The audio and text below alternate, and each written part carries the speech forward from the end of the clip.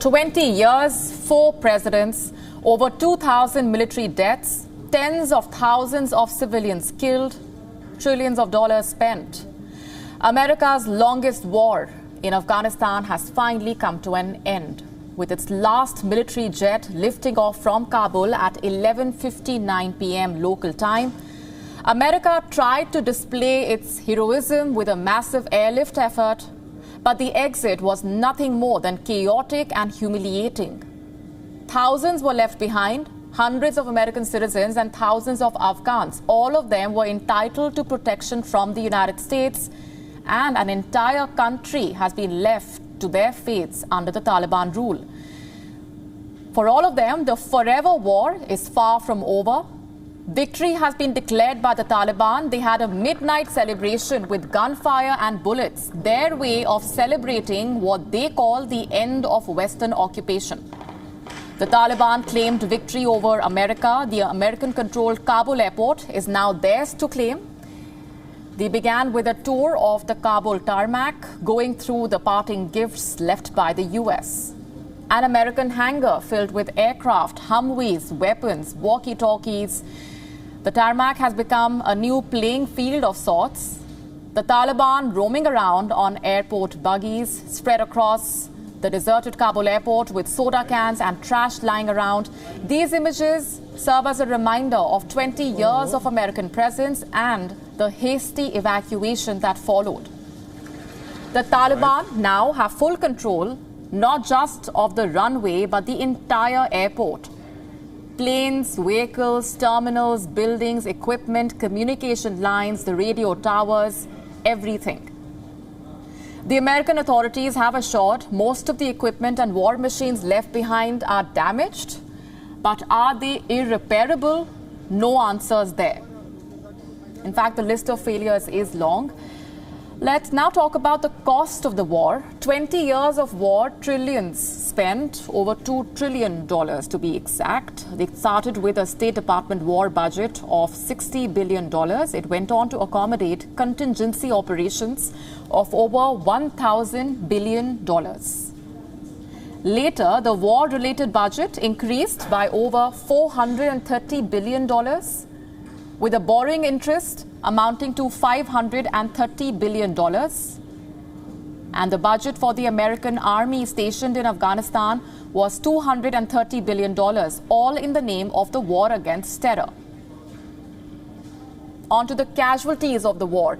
This is the human cost of America's war. This chart gives out details of what happened over 20 years. America lost over 6,000 of its own military civilians, contractors, and over 1,000 military deaths of its allies.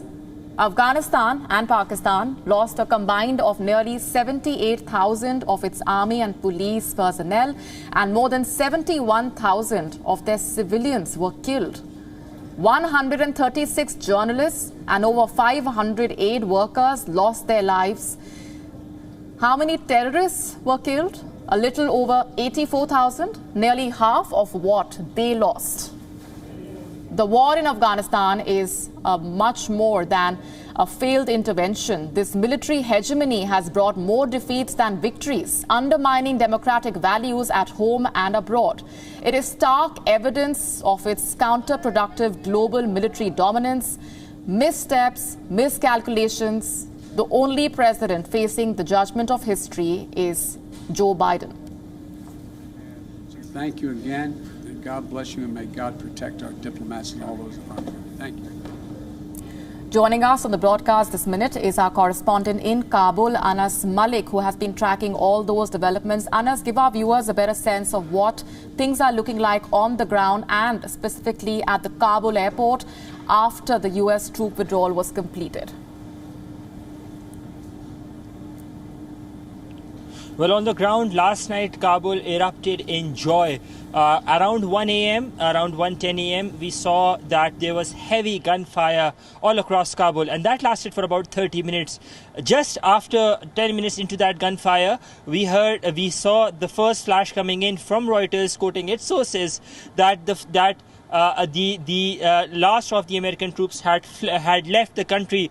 But the gunfire was itself an indication. You did not need any wire service or any statement. The gunfire itself was a statement of jubilation, and that lasted all across Kabul. It could be heard in clarity, and that was being done by the Taliban men, getting to the rooftops, getting to the jeeps of the roofs, wherever they were. They just fired in the air as a sign of jubilation, and that marked the end of a 20-year-old long war, America's longest war in Afghanistan. After that, as Kabul woke up, we saw that it was business as usual. Almost no people at the airport, contrary to what I have been seeing in the past 15 days when I have been reporting from the airport itself. The Taliban are pretty much in charge now of the city, and we've been seeing. I went to the airport as well. If I talk to you about the city, the mood in the city, it was business as usual. Markets opened up, people were out, there were traffic jams, and it just felt like just another day. At the airport, where they were earlier, it used to be a no-go area. Now it was unhindered access. Of course, there are some regulations or some formalities that one has to go through, but all the way up till the military side, and that military side is quite of a sight to see. If while I'm talking to you, there's a tracer bullet that's right up at my head, and I can just see that. Coming back to the military side, it's a treasure haven for the Taliban. So you go from the civilian side, enter into the military side.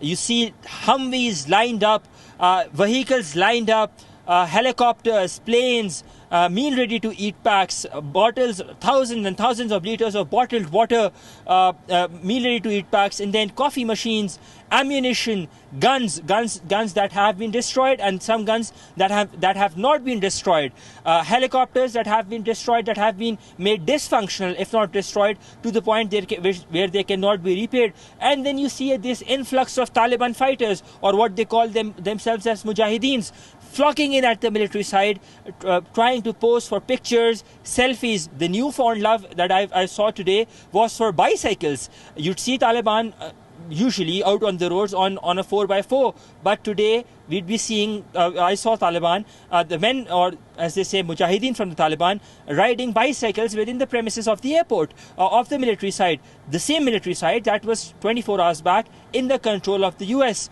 So by and large, it was a sign of jubilation.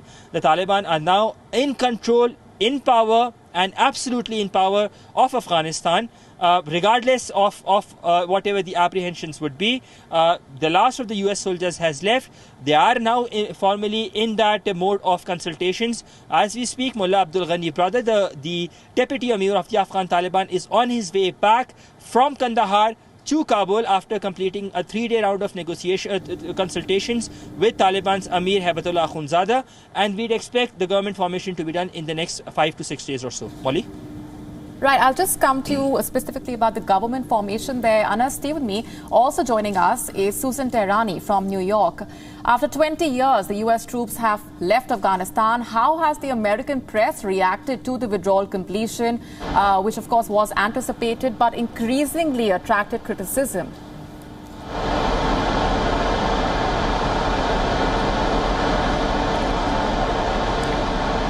You know, it was anticipated, Molly, and it's really immediate. The immediate aftermath was met with mixed reactions. On the one hand, you really had a sense of relief that American troops were out in light and amidst those reports of immediate attacks and threats coming from ISIS-K and its affiliates against the airport any minute, but then concerns for those who have been left behind.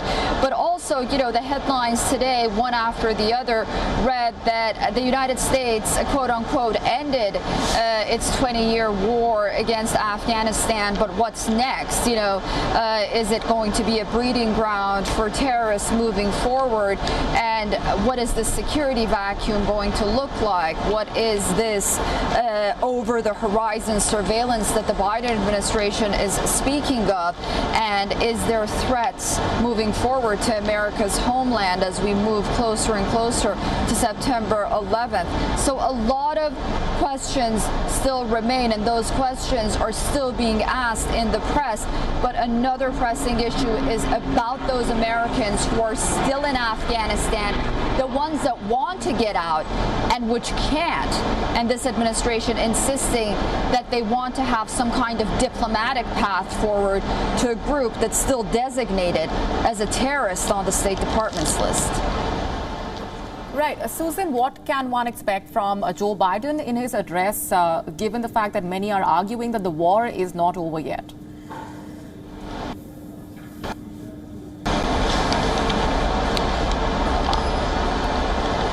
I mean, we are going to expect possibly a victory lap on the part of Joe Biden, and possibly the same tone and rhetoric that we've been seeing in the past few weeks coming from him, which is this has possibly been the biggest and most historic sort of evacuation and airlift that the United States has witnessed, albeit it didn't have to be this way. He's obviously not going to point to the chaotic nature of it, but it's possibly going to also come out and say that it was him that ended this war in Afghanistan and exited after 20 years, something that previous presidents weren't able to do. Of course, the devil is in the detail, but we'll also probably not hear any hint, an acknowledgement of failure. And if he is going to talk about some shortcomings, it's usually deferred to the previous administration, or sort of things that were expected to happen during the war or these evacuation processes. But it's definitely going to be a victory lap and sort of a way to move forward. But I think the American people and the polls indicate they're smart enough to know that this is anything but a mission accomplished moment for the president right now. Right, and Anna's talking about where things are headed when it comes to the government formation, as we were discussing earlier. Also the press briefing by the Taliban today, where they invited foreign investment, assuring the business leaders and foreign investors of a stable business environment in Afghanistan. Well, yes, economic stability is the top priority for the Afghan Taliban for now. And that is the reason we've seen they've been inviting foreign investments as well. And a reflection of that was seen at today's press conference of Zabiullah Mujahid that took place in the National TV Hall. It was limited interaction. Not all press was invited over there. And the Taliban spokesperson has laid out their priorities. This was the third press conference that he has done.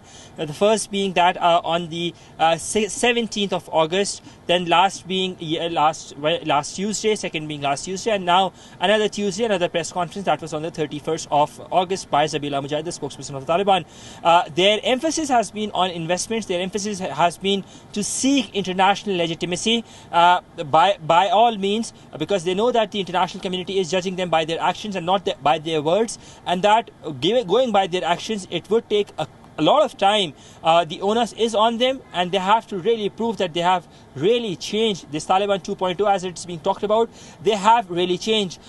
Coming to your first part of the question with regards to the government formation bit, as I said, today the 3-day consultations in Kandahar under the leadership of Hibatullah Akhundzada have formally ended, and after that, a Taliban source told me that all of the key leadership that was there, that included Sirajuddin Haqqani, Mullah Yaqub, Mullah Zakir, and Mullah Abdul Ghani brother, Sheikh Abdul Hakim, and so on and so forth.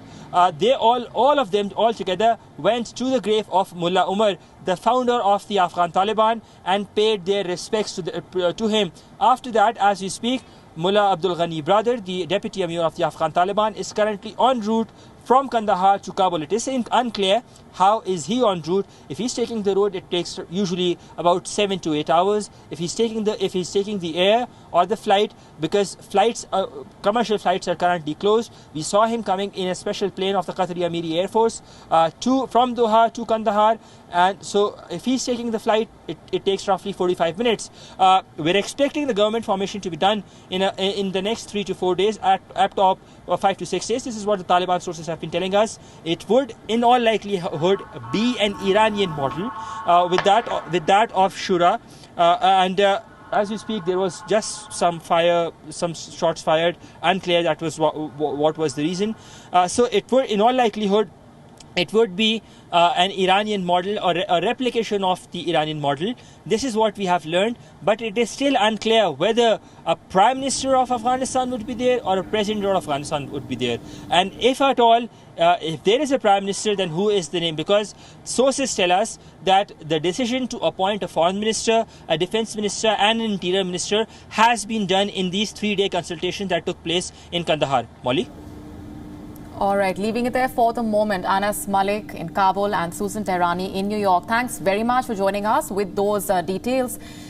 WION now available in your country. Download the app now. Get all the news on the move.